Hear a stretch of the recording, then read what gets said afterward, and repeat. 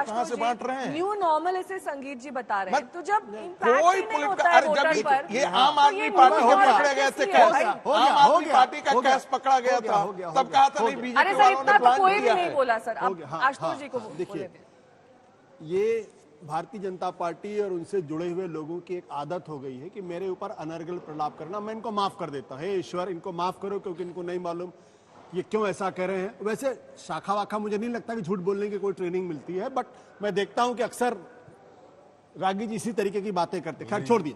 अभी मेरा सवाल इस बात को लेकर यह है कि अगर महाराष्ट्र के उस होटल में विनोद तावड़े की जगह कांग्रेस पार्टी का कोई नेता होता, उद्धव ठाकरे की पार्टी का कोई नेता होता, शरद पवार की पार्टी का कोई नेता होता, तब भी क्या संगीत रागी कह रहे होते कि न्यू नॉर्मल है? तब तो अभी कुर्सी से उछल के बीच में आ जाते, कूदते और डांस करते। देखिए रंगे हाथों पकड़े गए, रंगे हाथों पकड़े। सवाल इस बात का यह है कि एक घटना हुई है, उसका वीडियो वायरल है, और कांग्रेस पार्टी लोगों ने नहीं कराया, शिवसेना उद्धव ठाकरे के लोगों ने, एनसीपी, बल्कि बहुजन विकास अघाड़ी की किया, जो इनके समर्थन में एक तरीके से। मैं लौटूंगी आपके पास। इस पर कोई चर्चा नहीं हो रही। मतदान के कुछ आंकड़े आ गए। बेहद सुस्त मतदान चल रहा है झारखंड में। सुबह 9 बजे तक सिर्फ 12.71% मतदान हुआ है। महाराष्ट्र में 9 बजे तक 6.61% मतदान हुआ है। संजय जी, बेहद सुस्त मतदान, कुछ गति पकड़ेगा? खासतौर पर महाराष्ट्र चिंता का विषय है। देखिए, चिंता का विषय, अगर आप पिछले विधानसभा के चुनाव को भी देखें तो 61% मतदान हुआ था लगातार 2004 से। अगर आज मतदानाचा दिवस आहे, आजचा दिवस हा राज्यासाठी 5 वर्षातून एकदा येतो आणि आज आपण ठरवतो की आपण जे व्यक्ती निवडून देणार आहोत ते सत्तेत जातील, विपक्षात बसतील, परंतु जे नवीन मतदार आहेत, युवक आहेत, जे पहिल्यांदा मतदान करणार आहेत, मी त्यांना हे सांगू इच्छितो की भरभरून आपण जाऊन पुढे येऊन मतदान करावं आणि आपले योग्य कॅन्डिडेट्स आहेत, उमेदवार असतील, त्यांना निवडून द्यावा।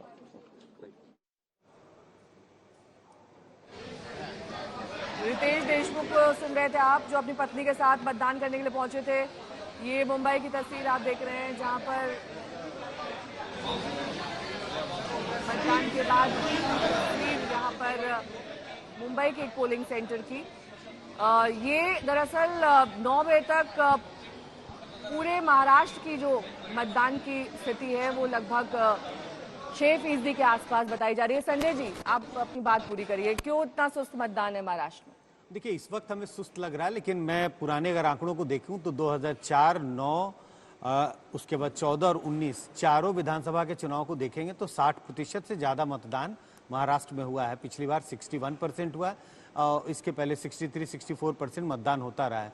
मुझे उम्मीद है कि धीरे धीरे जैसे समय बीतेगा लोग आएंगे और चुनाव में वोट देंगे और मतदान का प्रतिशत 60 से ऊपर जाता हुआ मुझे इस वक्त तो लगता है जरूर जाना चाहिए।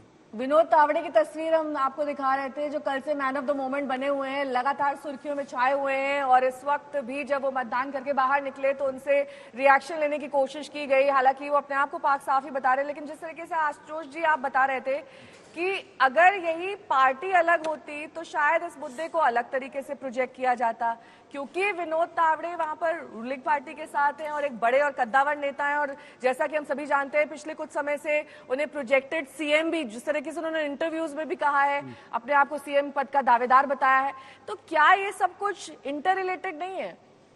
नहीं, अब देखिए, इस वक्त तो कुछ टिप्पणी करना ठीक बात नहीं होगी, लेकिन मुझे लगता है कि जिस तरीके से जितेंद्र ठाकुर ने कहा कि उनको किसी बड़े नेता ने टिप ऑफ किया, अन्यथा उनको कैसे जानकारी थी कि फला होटल में इस तरीके की मीटिंग चल रही है?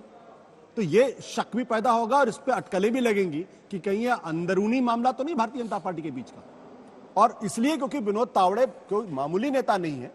जेपी नड्डा के बाद जिस बड़े नेता का नाम आ रहा था कि जिनको पार्टी अध्यक्ष बना सकती है, मैं नहीं कह रहा बनाने जा रही थी, बना सकती है, जिनके बारे में यह कहा था कि भारतीय जनता पार्टी महाराष्ट्र के अंदर एक मराठा नेता खोज रही है, क्योंकि वहां अपर कास्ट के नेताओं की पॉलिटिक्स के लिए स्पेस धीरे धीरे कम होता जा रहा है। और बीजेपी की सबसे बड़ी दिक्कत यह थी कि बीजेपी अपने बल पे वहां सरकार नहीं बना पा रही है, क्योंकि वहां पे उस तरीके कोई मराठा या ओबीसी नेता नहीं है उनके पास, एकनाथ मुंडे के जाने के बाद से। तो हो सकता है इसके अंदर कोई अंदरूनी राजनीति भी हो और उनकी भविष्य की राजनीति पर विराम लगाने के लिए अंकुश लगाने के लिए किया गया। लेकिन इस बीच नागपुर आपको लिए चलेंगे, मेरे सहयोगी अशोक सिंघल इस वक्त तमाम जानकारी के साथ सीधे हमारे साथ नागपुर से जुड़ गए हैं। कितनी देर में वहां पर नितिन गडकरी पहुंचेंगे अशोक, क्योंकि आप जानकारी दे रहे हैं कि लगभग 10 बजे का वक्त बताया जा रहा है जब वो मतदान के लिए पहुंचने वाले हैं? बिल्कुल थोड़ी देर में नितिन गडकरी परिवार के साथ यहाँ पहुंचेंगे और वोट डालेंगे, और क्योंकि वो इसी इलाके में रहते हैं और नजदीकी उनका घर है और लोकसभा के सांसद भी हैं नागपुर से ही। लेकिन इस बार जैसे मैं पहले बता रहा था कि बीजेपी के टॉप जो कैंपेनर रहे हैं नितिन गडकरी, उसमें से एक हैं। 73 के करीब रैलियां और उन्होंने रोड शोज किए हैं पूरे महाराष्ट्र में। उनकी काफी डिमांड थी और वो डेवलपमेंट की बात करते रहे अपनी रैलियों में। कांग्रेस को भी टारगेट किया, लेकिन हमेशा से उनका जो कैंपेन करने का तरीका रहा वो विकास की बात करते हैं। सड़कों का जाल जिस ढंग से उन्होंने महाराष्ट्र में पूरे देश में उस वो मुद्दा लेकर अक्सर चलते हैं नितिन गडकरी। नितिन गडकरी यहाँ पहुंचने वाले और 6 विधानसभा क्षेत्र नागपुर में आते हैं, जिनमें से 4 बीजेपी के पास हैं, अभी 2 कांग्रेस के पास हैं। देवेंद्र फडणवीस छठी बार दक्षिण पश्चिम से चुनाव लड़ रहे हैं और इस बार के चुनाव में जैसे अभी सुप्रिया सुले और नाना पटोले की बात हुई और विनोद तावड़े की बात हुई, ये इन मुद्दों के अलावा, क्योंकि अभी ये मुद्दा उछला है, दोनों पार्टियों की तरफ से मुद्दा बनाया जा रहा है। विनोद तावड़े का महाविकास अघाड़ी बना रही है, तो सुप्रिया सुले नाना पटोले का बीजेपी पूरा मुद्दा को लेकर आगे चल रही है। लेकिन इसके अलावा योगी आदित्यनाथ हो या पार्टी के दूसरे नेता हो, एक है तो सेफ है और बटेंगे तो कटेंगे, ये मुद्दे रहे। लेकिन लोकल मुद्दे, महाविकास अघाड़ी लोकल मुद्दों को लेकर चल रही है, जिस ढंग से महंगाई और बेरोजगारी की बात है और इन तमाम मुद्दों को लेकर उन्होंने चुनाव लड़ा है। लेकिन साथ साथ बीजेपी विकास के मुद्दे को भी लेकर चल रही है कि हमने विकास किया है, जिस ढंग से महाराष्ट्र की शक्ल सूरत बदली है, ये तमाम मुद्दे भी चुनाव में। उसी पोलिंग सेंटर पर मौजूद है जहां पर अब से कुछ ही देर पहले विनोद तावड़े पहुंचे थे। क्या कुछ उन्होंने रिस्पॉन्ड किया जब कल के कैश के बदले घूस कांड के बारे में उनसे पूछा गया?